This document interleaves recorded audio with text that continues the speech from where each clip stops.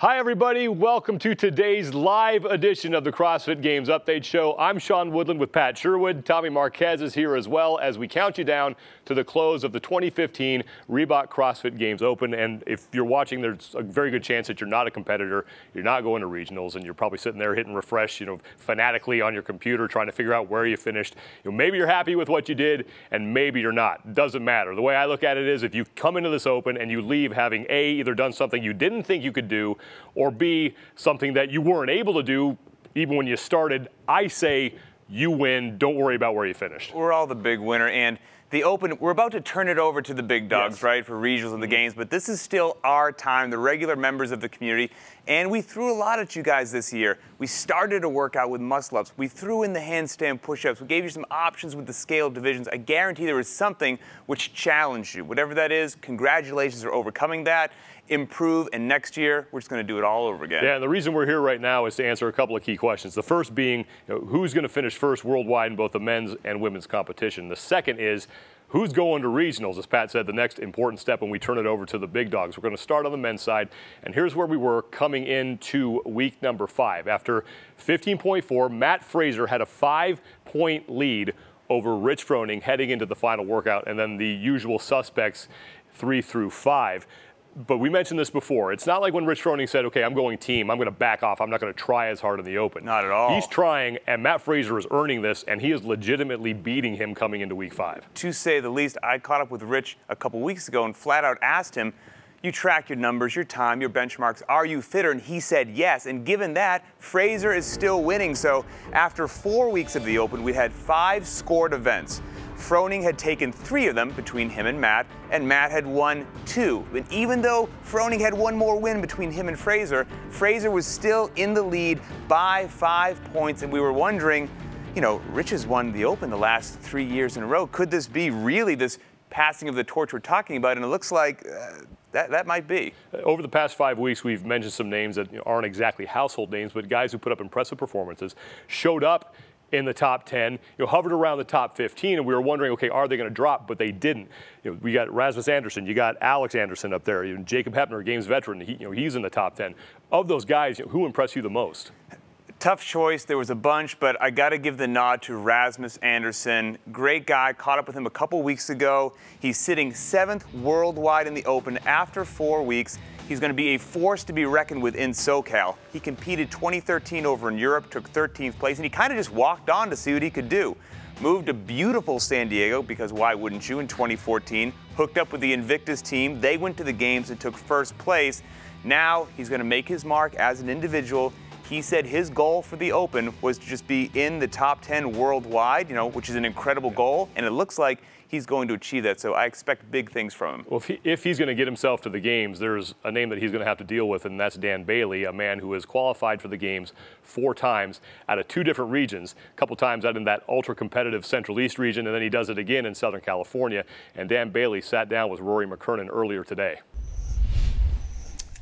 Hey guys, Rory McKernan at CrossFit HQ, the final day of the 2015 Open, and I am joined by Mr. Dan Bailey. Dan, traditionally you've done fantastic in the Open. How much does it really affect the way that you go into the regionals and games? This year I'm a little bit lower than I have been in the past, and it's the first year that I've done a lot of one and dones. The morning after the workout's been announced, it's like, okay, just do it. Don't think a whole lot about strategy, just go hard and see what happens. So that's a little bit different than how I've done it in the past. In the past, I've done a couple more redos and taken some more time to maybe see how other competitors are doing the workout. And it's been hard to kind of let that go, to just kind of do the workout and then let it go, because once you see your name maybe slip a couple spots, I don't care who you are, that doesn't sit well with you. Sure. Any athlete who's competing and says, oh, I don't care, they're completely lying, So, and if I were to say I didn't care, I'd be lying too, So the regional format's changed. Yeah. Last year you moved to SoCal, you had a brand new group of people to compete against. Yep. Now you got to worry about the NorCal crew as well. What's on your mind in terms of competition entering regionals? I look at it the same way. When I heard that we were combined, it didn't really affect me a whole lot, because I came from the Central East, which is no walk in the park. No joke. I was always dealing with Graham and Rich and Nick Forey, Nick Uranker. It's just the list of guys that goes on and on that are very, very competitive. So in my mind, going into regionals, no matter who I'm competing against, is to win. and to perform the best that I can. And who else is there, it doesn't matter to me. You know, I've been to the games 4 times now, and you know, those are the guys you're always competing against the best anyway. So go in, have the best weekend you can, and always give it your shot to win. So. Right on. I admire how modest you are, but in all seriousness, do you have what it takes to win the games? I'm looking at it. Last year was, and if I'm honest, last year was the first year after I finished that I said I don't know if I'm going to compete next year because I don't know if I have what it takes. Like, I don't know if I can win. And once you, as an athlete, once you get to that point, you wonder if you should keep competing or do you even want to keep competing. You know I'm going to be competitive and I can still do well, and there's still events I'm probably going to be able to do that nobody's going to beat me at, or is going to be very hard to beat me at, but that's never enough. And in your head, once you start to let go of that top spot, it takes a lot out of you. It takes a little bit out of you in terms of your competitiveness. But you know, I've had some talks with a couple of people, and they're like, there's really no reason you should stop. You know, if you look at last year's games, you know, a muscle up here, a rep there, you improve your overhead squat by another 10 pounds, and all of a sudden look at where you're at. You're in striking distance. You know, you don't take 30th in this one event and fix that. So it's minor tweaks that take a whole lot of effort, a whole lot of practice. So do I think I can still do it? Yes, because I wouldn't be here if I didn't think I could still do it. I wouldn't still be competing. Once I really lose that drive, then it's time to walk away.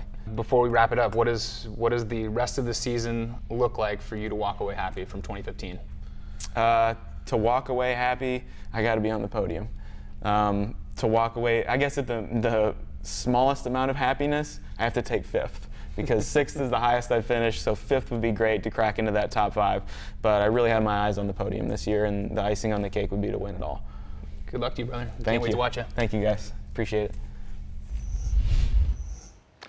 Thanks, Ro. Dan Bailey is certainly not concerned about making it into regionals, but coming into the 5th and final week, there were some athletes who had a little bit of anxiety as to whether or not they were going to make it into the next step. Coming into the 5th and final workout, these are some of the big names on the men's side who needed to do some work in order to lock up a spot in that top 20. Jeff Evans is the only guy who's really going to need a ton of help to get in. The number in the middle is what we think the threshold's going to be for somebody to get into that top 20. He already has more points than 372. Jordan Troyon, he's going to have a whale of performance on 15.5 to get into the top 20, but it looked like Pat Burke, Spencer Hendel, and Alex Nettie are all pretty safe and have locked up a spot in that top 20. Tommy Marquez has been monitoring the scores as they have been coming in and has an update on our men's bubble watch. Tommy? Thanks, Sean. Some scores are still rolling in, but here is a live update as to where things stand thus far. Let's start out in the Southeast. The behemoth Jeff Evans sits in 34th place as we speak with 527 points, so it's looking like he is going to need a lot of help to make it back to regionals. Moving on to the Mid-Atlantic with Jordan Troyon. He's made the games the last 2 years, but right now he sits outside of the top 20 in 23rd with 390 points. In the Southwest, Pat Burke, he's qualified for the game 6 times, but he's outside the top 20 as well in 24th. He has 400 points because he's going to need a little bit of help to get back to regionals. In the Northeast, Spencer Hendel, he didn't make the games last year, but right now he's done what he needs to do to get back into the top 20. He's in 16th right now with 388 points. Lastly, in the North Central with Alex Nettie, we've talked about him all open long. Right now he sits right on the line in 20th place with 386 points. And guys, it's not over yet, but it's looking like a couple of these athletes from the games last year are going to need some help if they really want to get back into regionals and have a shot at qualifying at the games again. All right, thanks, Tommy. And the fact that we're talking about games veterans here who are in danger of not making it back to regionals really shows you how this process has evolved. Not only on the regional level, but also in the Open as well. Well, rewind the clock just a couple of months, and we were chatting about these new changes that Dave Castro talked to us about, and what would they mean. And everyone that we just talked about would be going to regionals if this was last year, and now some of them are not. That's a huge step up in the competition, and the one that jumped out at me was Jeff Evans, currently sitting in 34th, like Tommy said. This was a guy I was really looking forward to seeing him mature as an athlete again for one more year. Last year, he took 2nd at the Southeast Regionals behind Noah Olson. He went to the games, took 35th place, did fantastic in his rookie debut, and even himself says, hey, I'm just a strong guy, but I need to get better at my gymnastics. I need to build an engine, and was very open in his journey with that through social media, both the highs and the lows. So hopefully, Jeff, if you're out there, I hope this doesn't, demotivate you too much. Get back in the gym, get fired up. I want to see you compete again next year. Great athlete. Let's head over to the women's side now, and things were not as close at the top of the leaderboard coming into the 5th and final week of the Open. After 15.4 is Camille Blanc-Bazinet, who had a pretty comfortable lead over second place Annie Thorisdottir. Emily Bridgers, she had a chance to maybe take over that first spot as well. But we sat here and we said, it looks like Camille Blanc-Bazinet is on her way towards winning the Open. There's a lot still that needs to kind of play out here, but it does look like that is not as sure as it once was. We just wrapped up the men, right? I mean, great, fantastic race, but I love the women's race. It's absolutely incredible in the Open. I'm looking forward to regionals and the games, and Camille and Annie put on an incredible show. So over the first 4 weeks of the Open, there was 5 scored events. Annie won 3 between her and Camille. Camille won 2. Some of those victories were just by 1 repetition, so their battle was insane. And then what happens, we get to see Annie and Briggs and Camille do 15.5 head-to-head live, and we thought Camille had this whole thing wrapped up. I mean, she was in the lead by 29 points. It seemed inconceivable. And then she takes dead last on that between those 3 women, and all of a sudden, we're not quite sure what's going to happen. So this women's race is absolutely on fire. Yeah, and speaking of that, anytime you talk about who's going to win the games, Camille Blanc-Bazinet and Annie Thorisdottir are in that discussion. But then you have Cara Webb up there, and you have Emily Bridgers as well. I mean, you can make legitimate arguments as to why they might have a chance to stand on top of the podium also. 2 absolutely incredible women. Emily Bridgers, I've said this before, if you could have a wish as a young girl coming up in CrossFit, as the career as a rookie you'd want to emulate, what about this? From not making it to the games a couple of years in a row, she takes 9th in the Open worldwide last year, goes to the Southeast Regionals, takes 1st, goes to the games, takes 6th place, crushes it, goes to the team series for Team Reebok East, they win the whole thing. We noticed that. She gets invited to compete at the Invitational, represent the USA. They win the whole thing. And then she has an open announcement versus Michelle Latundra. And what happens? She beats Michelle. Yeah. So Emily is absolutely on fire. She's killing it.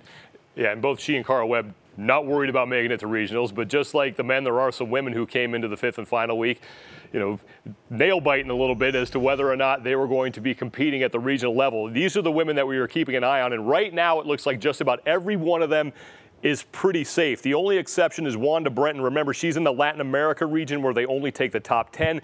She is already over the threshold of 141 points to get herself into the top 10, so she needs a ton of help to get herself back to the regionals and possibly back to the CrossFit Games as well. And once again, Tommy Marquez has been watching the scores as they have been coming in and has the latest on the women's bubble watch. Tommy?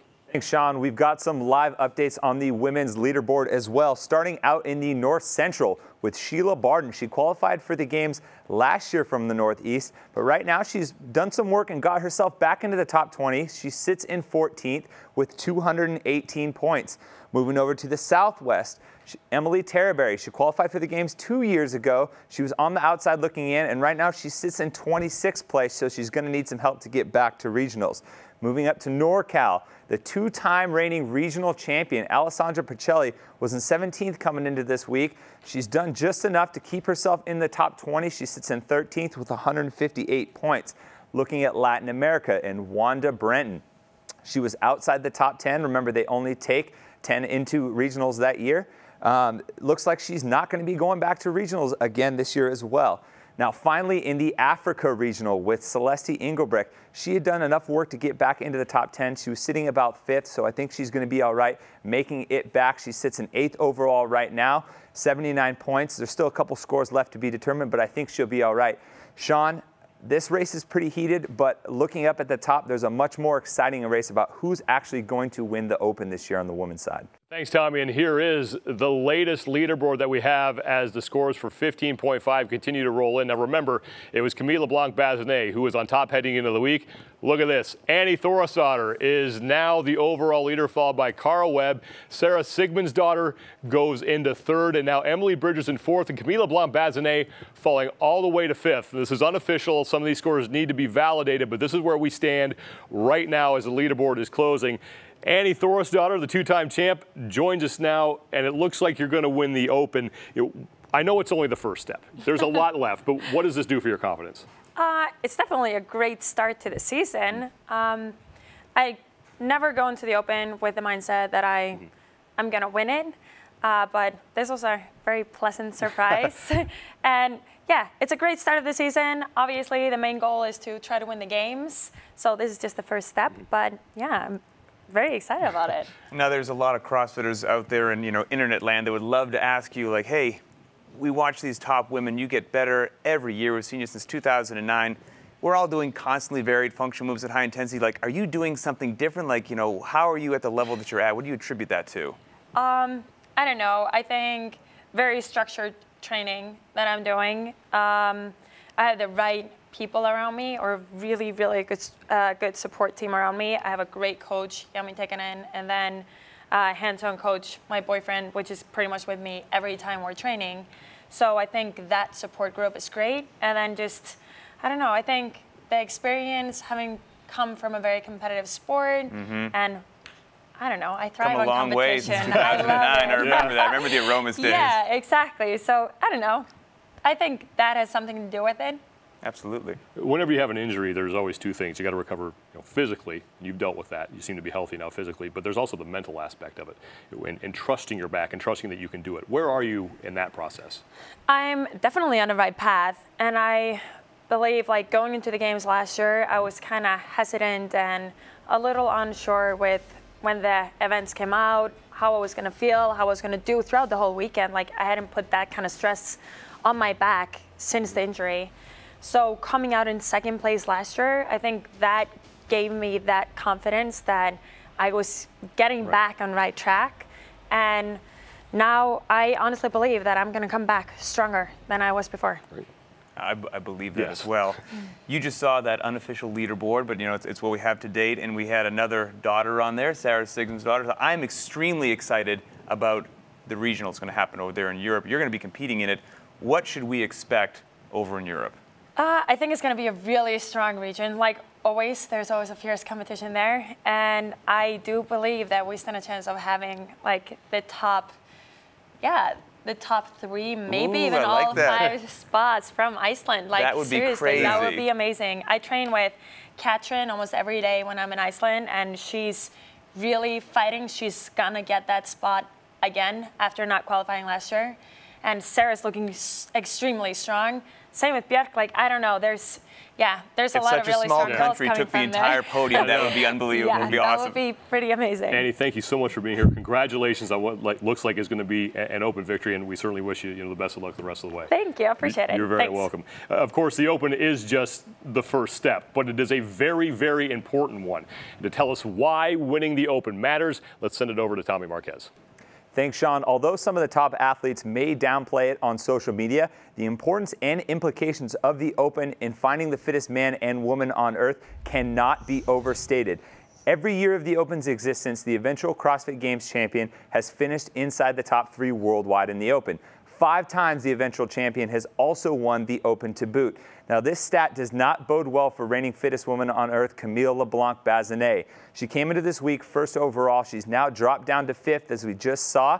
And guys, this isn't necessarily a death sentence for her repeating as champion, but if she wants to get back on top of the podium, she's going to have to break a trend that spans 4 years and 8 separate individual CrossFit Games competitions.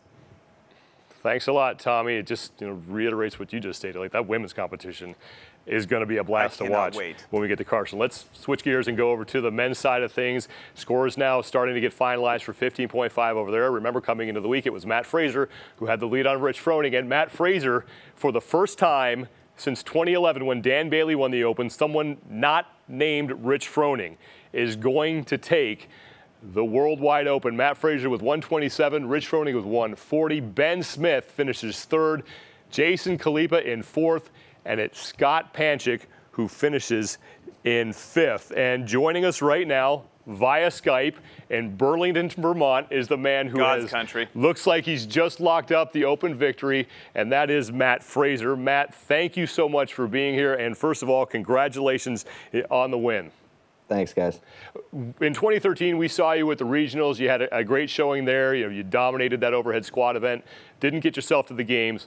2014, You get to the games, you finish second, and now you've won the Open. How did you get so good so fast? Well, I wouldn't call it so fast. I mean, it's been a couple years, but just constantly working my weaknesses. Training hasn't been too enjoyable for a long time because I'm always working on stuff that hurts. So this year we've got an interesting competition developing, right? We say Froning and Khalipa both say they're going to head over to the team side of the house. We've got you pegged from early on as somebody that's going to be on that podium. In your head, if Froning and Khalipa are gone, who are you battling with for those top spots? I mean, it's still so many of the same guys up there that are just freaks of athletes. I mean, you got like Josh Bridges, Ben Smith, Scott Panchek. I mean, they're always at the top for a reason. It's because they're great athletes. Matt, finishing ahead of a guy by the name of Rich Froning, I think would have a positive effect, and maybe too much of a positive effect on any athlete's confidence. How do you keep yourself from getting too overconfident out of this and staying focused on what you need to do now heading into regionals? I mean, like looking at the leaderboard, it's not like I kind of walked away with it. Like we went back and forth on every workout. Like he got me by a couple reps, he got me by a couple pounds here, I got him by a couple reps. I mean, and it wasn't even just with Rich. I mean, there was multiple athletes that would pass me on certain workouts. So it's just a constant reminder that like, just keep working hard. I mean, there's always guys like right there. And so from our perspective, the regular Joe CrossFitters watching you guys throw down, I mean, you guys seem like you can do it all. You seem bulletproof and invincible. You know yourself. So give us an example. Moving from now to regionals, what's an area that you know you need to improve upon? Everything. Smart answer. I mean, it's just constantly varied, make every day different. Don't do the same workout twice and just go as hard as possible.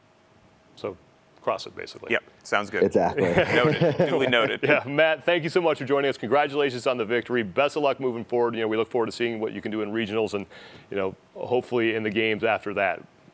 Thank you. Thanks for having me, guys. Matt Fraser, first time since 2011, someone not named Rich Froning has won the Open, and Ooh, now the men's man. race. You know, and Matt Fraser has really cemented why we have said keep an eye on this guy because he's your favorite going into the CrossFit Games. He's got all the tools. He's got the mental aspect. He, you know, has been competing in high-pressure situations and weightlifting his entire life. I mean, this kid could be the next champ we talk about for multiple years. So now the Open is officially over.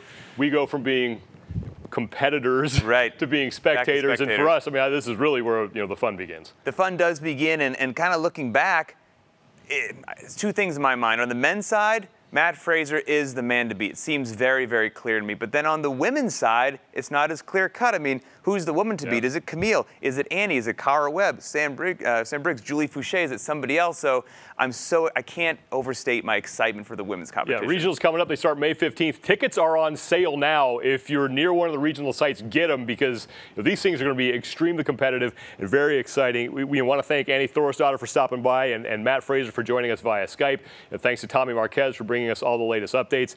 Chad Schroeder and Mike McPherson, our stats guys, for doing some tireless work to bring us the scenarios of what people need to do to get into the regionals. Thank you for sticking with us during the Open and competing.